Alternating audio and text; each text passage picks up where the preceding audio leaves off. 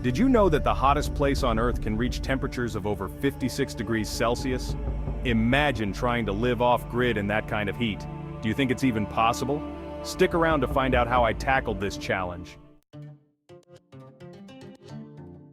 Off-grid living is all about self-sufficiency and sustainability, but when you add extreme environments like scorching deserts into the mix, it becomes a whole new challenge.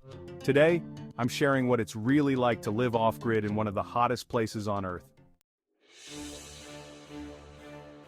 Living off-grid in extreme heat comes with some unique challenges.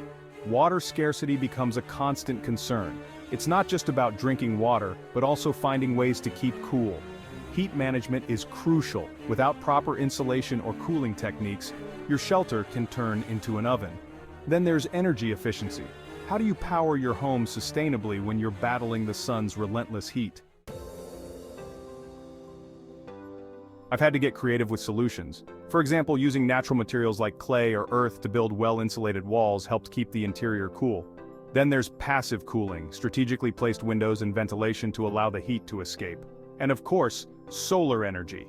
Harnessing the power of the sun for electricity while shielding my living space from its heat was a game changer.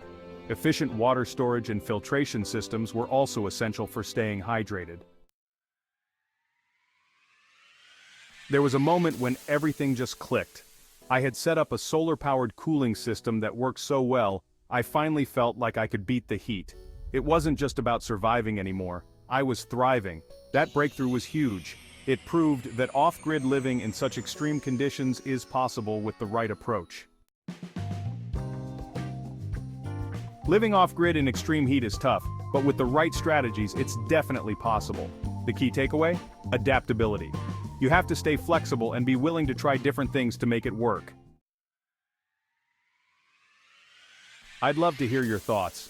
Could you live off-grid in extreme conditions?